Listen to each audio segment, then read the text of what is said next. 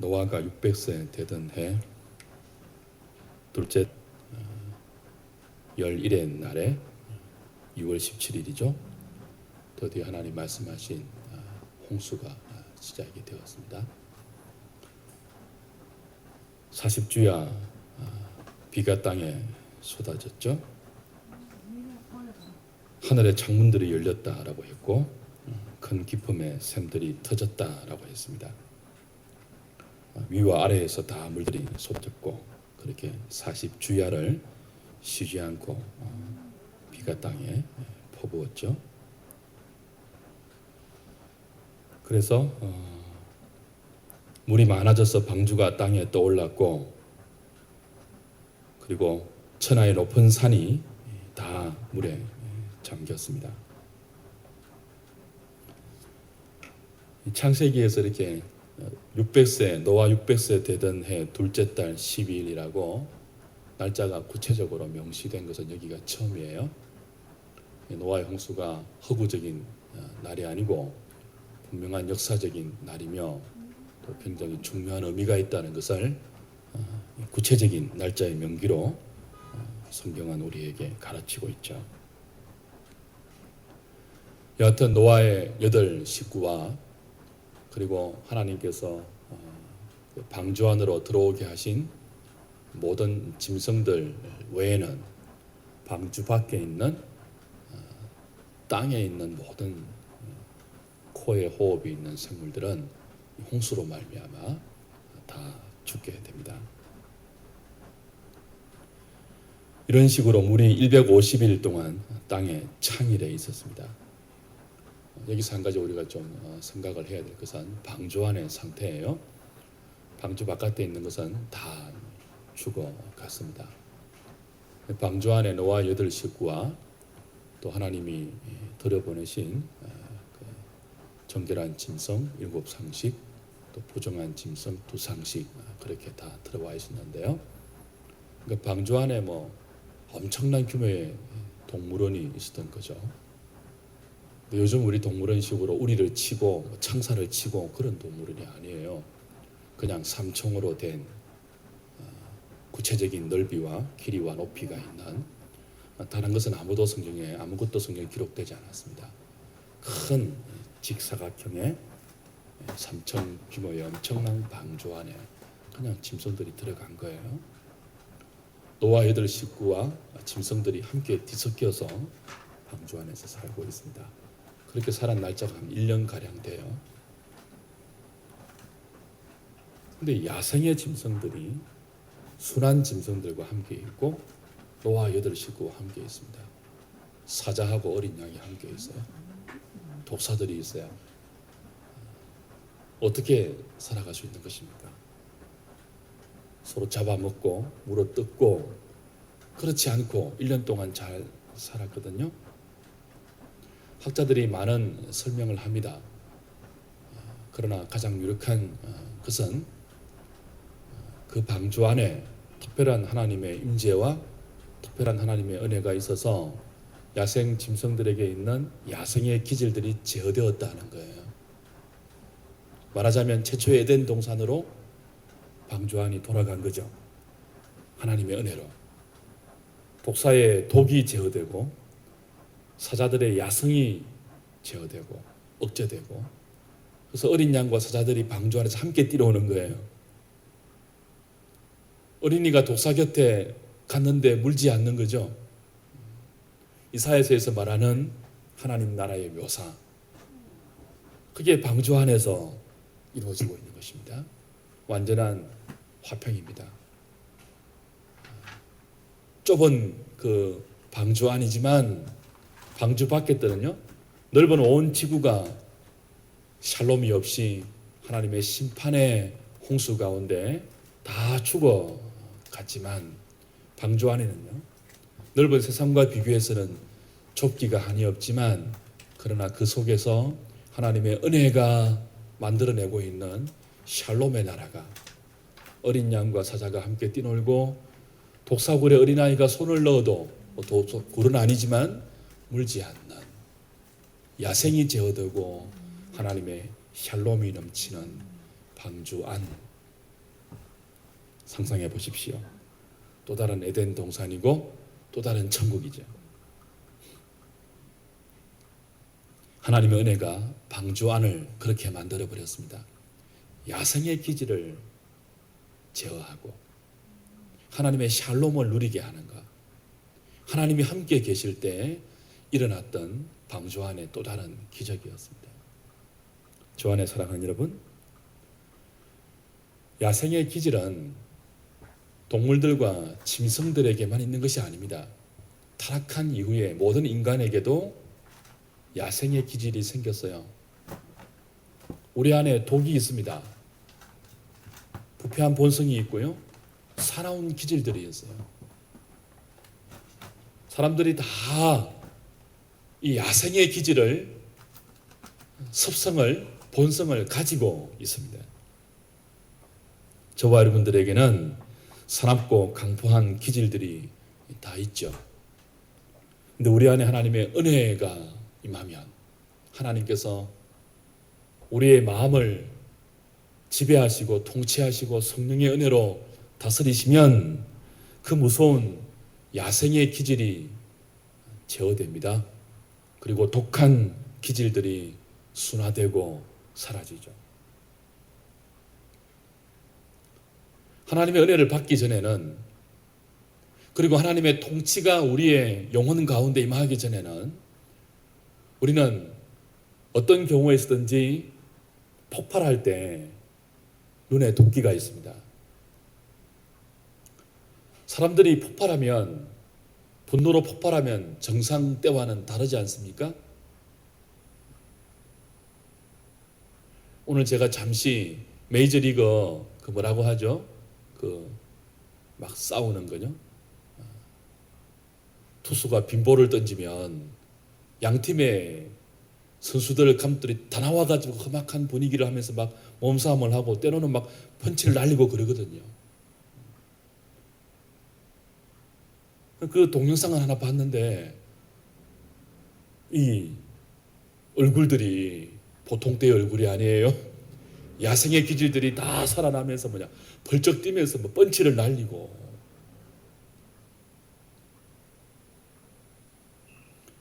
하나님의 은혜가 우리의 마음과 우리의 영혼을 통제하기 전에 우리는 어떤 일이 터지면 사자의 눈을 가집니다. 늑대의 눈을 가져요. 독사의 혀를 가집니다. 입만 열면 험담이 나오고요. 다른 사람을 죽이는 말, 비방의 말, 독한 말들이 나와요. 내가 살기 위해서 다른 사람을 죽여요. 야생의 기질이 발동할 때 사람은 자신의 의지와 상관없이 거짓을 향하여 질주합니다.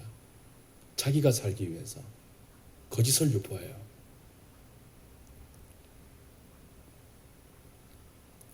근데 하나님의 은혜가 우리를 다스릴 때 우리의 눈에 도끼가 없어지고 입에서 순한 말이 나오고요. 자기가 죽더라도, 자기가 피를 흘리고 손해를 보고 공격을 당하더라도 은혜의 말이 나오죠. 독사의 혀가 재갈이 물려지고 덕과 은혜와 살리는 말들로 변화되게 하는 것, 방주 안에 노아의 가족들과 하나님의 은혜가 통제되고 있는 짐승들의 샬롬의 상태였습니다. 사랑하는 여러분, 우리가 살아가면서 꿈꾸는 것 중에 하나가 관계의 아름다움이에요. 나와 관계하고 살아가는 모든 사람들 사이에 우리는 싸움을 원하지 않습니다. 갈등을 원하지 않고요. 그게 얼마나 힘든 것인지 알기 때문에 우리는 화평을 원해요. 사람과 사람 사이의 아름다운 관계를 꿈꾸며 살아갑니다. 그러나 우리의 현실은 그렇지 못한 때가 많지 않습니까? 그렇다면 우리의 관계들이 아름다운 관계로 유지되는 비결이 무엇일까요?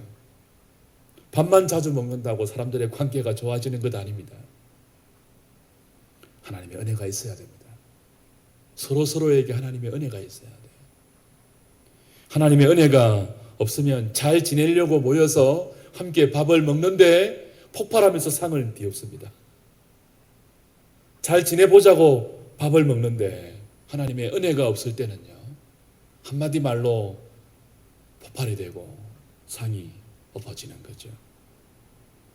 부부가 손잡고 마트를 갑니다. 돌아올 때는요, 따로 돌아올 수 있습니다. 당신 따로 나 따로.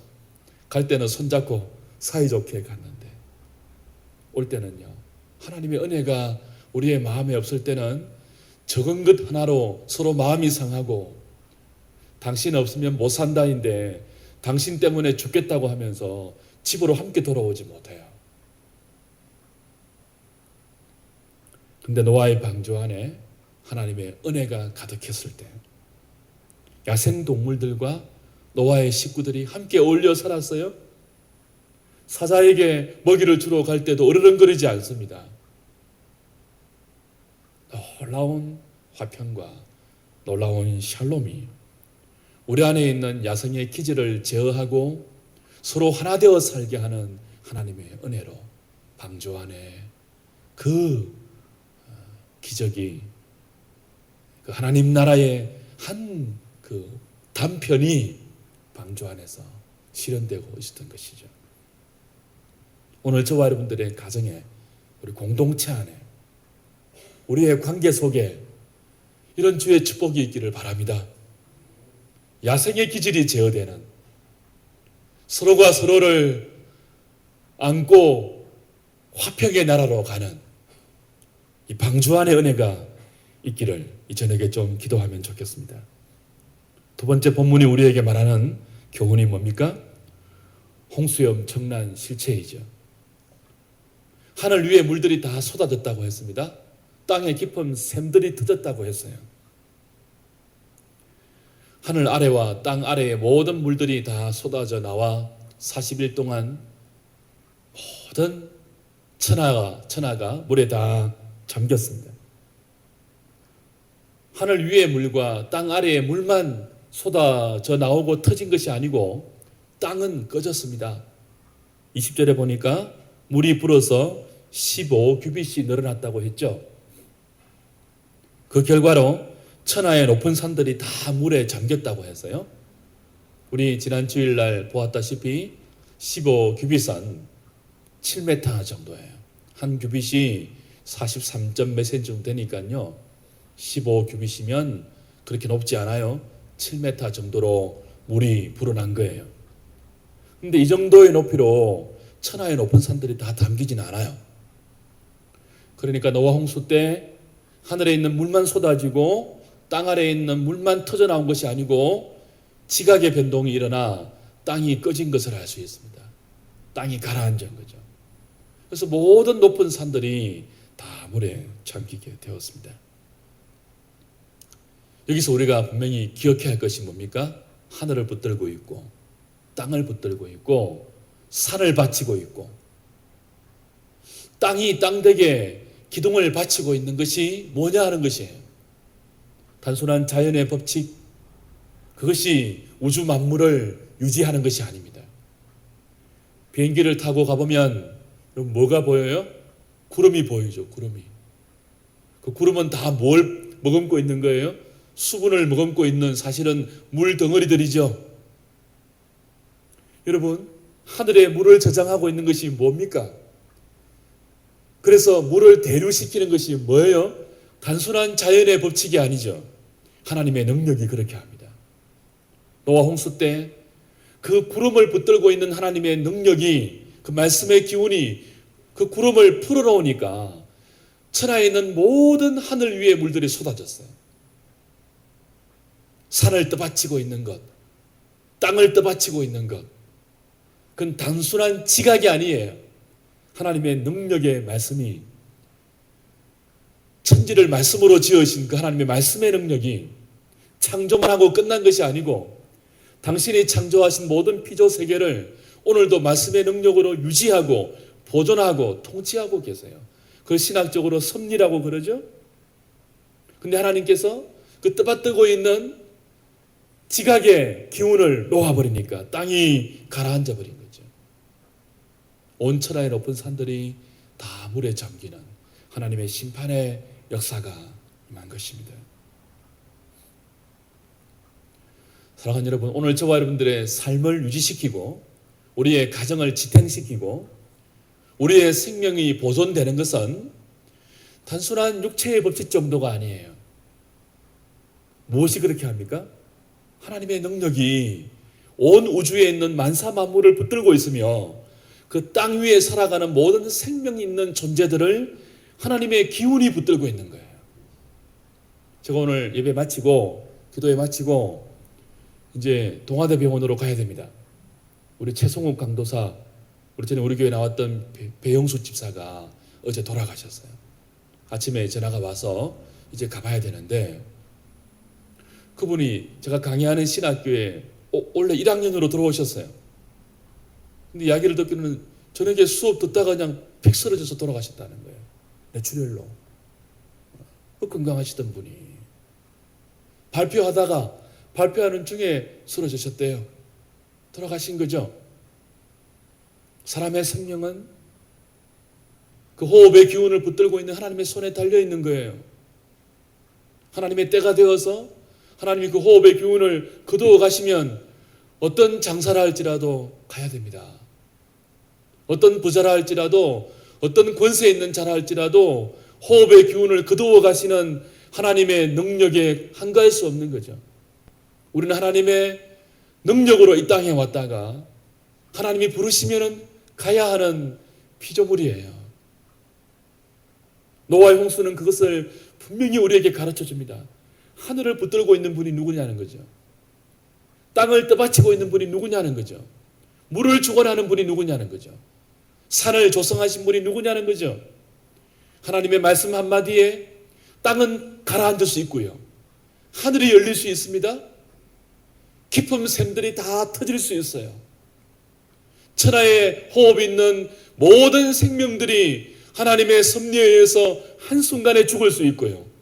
그 가운데서도 방주 안에 있는 노아 8식구와 모든 짐승들은 하나님의 보호 아래 살 수 있는 거예요. 생사가 누구 손에 달려있다고요? 하나님께 달려있어요. 노아의 홍수는 그걸 우리에게 가르치고 있습니다. 천하의 모든 것은 인간의 능력에 달려있지 않습니다. 천하의 모든 것은, 그리고 그 가운데 살아가는 모든 개인의 생사복도 누구에게 달려있다고요? 하나님께 달려있습니다. 사는 것도 하나님께 달려있습니다. 죽는 것도 하나님께 달려있습니다. 성공과 실패도 하나님께 달려있습니다. 그러므로 우리는 매 순간 우리의 연약함을 인정하고 하나님을 의지하는 게 중요하죠. 오늘 창세기 오늘 본문을 보면서 저와 여러분들이 피조물인 것을 다시 인정하고 하나님께 우리의 생명과 우리의 가정과 우리의 공동체와 우리의 모든 것들을 믿음으로 내어드리고 그분 앞에 겸손하게 은혜를 구하고 믿음으로 살겠다고 기도하는 오늘 이 저녁이 되기를 소원합니다. 오늘 마지막은 하나님께서 방주의 문을 닫으셨을 때 그 어떤 인간도 그 문을 열 수 없다는 사실을 성경이 우리에게 가르쳐 주고 있습니다. 16절을 보시면요. 무릇 생명의 기운이 있는 육체가 둘씩 노아에게 나와 방주로 들어갔으니 들어간 것들은 모든 것의 함수라. 하나님이 그에게 명하신 대로 들어가매 여호와께서 그를 들여보내시고 그 다음 어떻게 하시다고 했죠? 문을 닫으시니라 그랬어요. 한번 상상을 해보세요. 엄청난 홍수가 쏟아지고 있어요. 모든 것들이 물에 잠겨 죽어가고 떠내려갑니다. 근데 하나님은 노아에게 문을 열어놓고 떠내려가는 것 할 수 있는 한 다 건져서 방주 안으로 들여보내라 그렇게 말씀하시지 않아요. 사랑의 하나님께서, 자비의 하나님께서 그렇게 말씀하지 않아요. 문이 닫히고 나서는 열리지 않았어요. 하나님이 열어줄 때까지는 열리지 않았어요. 이 방주의 문은 하나님이 닫으시고 하나님이 여는 문이에요. 하나님의 뜻에 의해서 닫히고 하나님의 뜻에 의해서 열리는 문이에요. 이미 하나님께서는 120년 동안 베드로 전서를 보면요, 노아를 통해서 의의 말씀을 전파했다 그랬습니다. 노아는 방주만 지은 게 아니에요. 방주를 짓고 방주 안에서 1년 동안 먹을 수 있는 양식을 준비하면서 일상을 살아가면서 방주를 지으면서 동시에 뭘 한 거예요? 의의 말씀, 하나님의 심판과 구원의 방도를 사람들에게 전했어요. 전파했다고 했습니다. 근데 안 들은 거죠. 사람들이 안 들었어요. 120년 동안이나 하나님은 기회를 주셨어요. 방주 안으로 들어올 수 있는 기회를 주셨어요. 홍수의 심판 가운데 살아남을 수 있는 방법을 가르쳐 주셨고 방주 안으로 들어올 수 있는 방법도 가르쳐 주셨어요. 그냥 믿음으로 가면 되는 거예요. 심판이 있다는 것을 믿고 그 안에 들어가면 산다는 것을 믿고 믿음으로 들어가면 되는데 아무도 안 들어갔죠. 지난주에 본 것처럼 노아가 짐승들을 이끌고 식구와 더불어서 방주 안으로 들어간 것은 홍수가 내리기 일주일 전이에요. 일주일 전. 그 일주일 전까지도 기회가 있은 거예요. 근데 사람들은 햇볕은 반짝이고 햇볕은 쨍쨍하고 모래알은 반짝인다고 노아가 전파한 의의 말씀을 전하 듣지 않고 무시하고 조롱하면서 방주 안으로 들어가기를 거부한 거죠. 그러다가 문이 닫히고 그리고 하늘이 열리고 땅의 깊은 샘들이 터지고 땅이 가라앉아요. 이미 그때는 늦은 거죠. 열어달라고 문을 두드려도 문은 열리지 않는 거죠. 그들은 방주를 보면서 죽어갔을 거예요. 방주가 때 수많은 인생들은 방주를 보면서 죽어갔을 거예요. 물 위에 떠다니는 방주를 보면서 죽어갔을 걸요. 아마 어떤 생각하면서요? 문이 열렸을 때 들어갈 걸 하면서.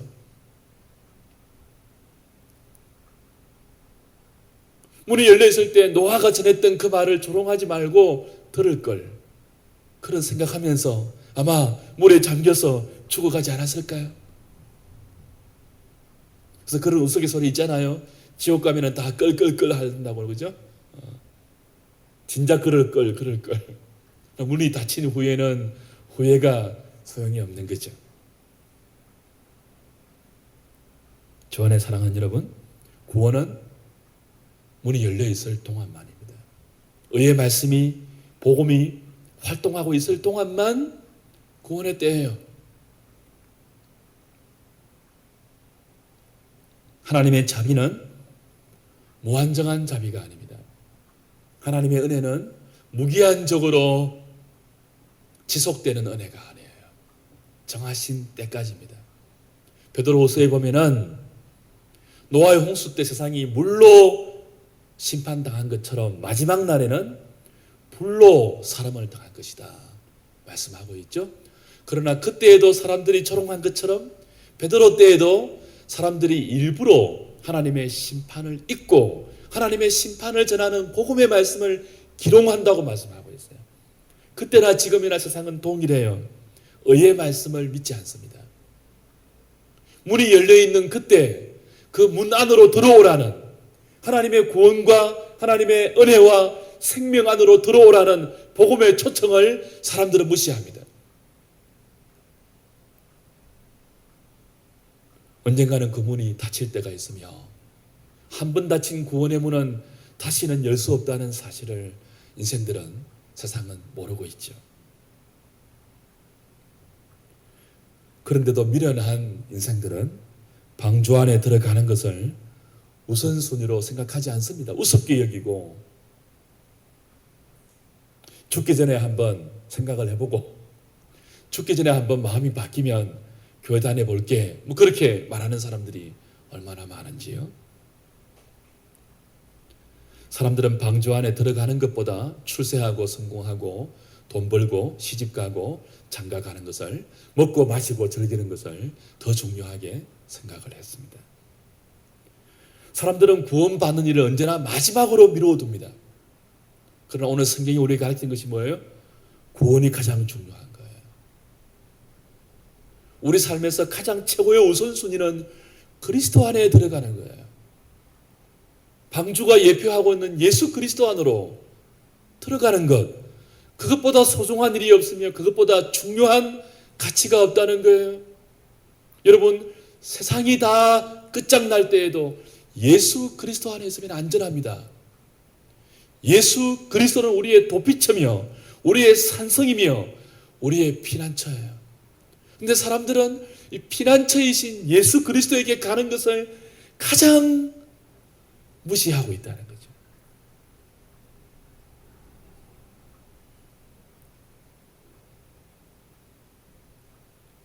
아직 하나님의 복음이 우리의 귀에 들릴 때는 문이 열려 있는 때입니다.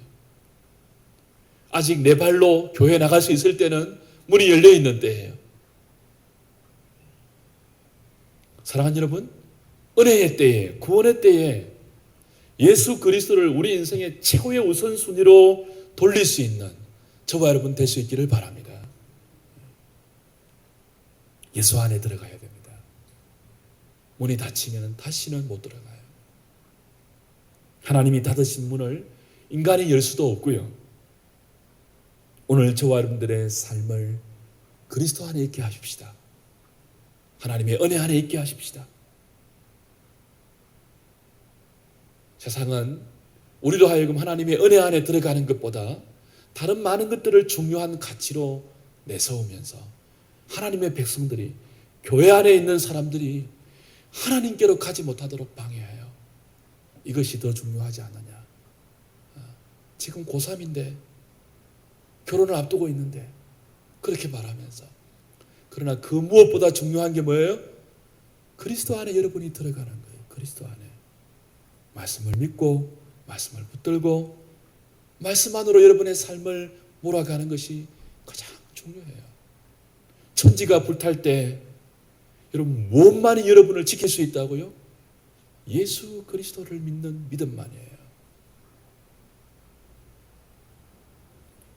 오늘 이 시간 우리가 기도할 때 하나님, 우리 삶의 가장 최고의 우선순위에 주님이 있게 하여 주십시오. 기도하는 저녁이 되면 좋겠습니다. 내 삶의 그 무엇도 주님을 내 삶의 사랑의 최고의 대상에서 밀어내지 못하도록 은혜를 주십시오. 저녁에 기도하면 좋겠어요.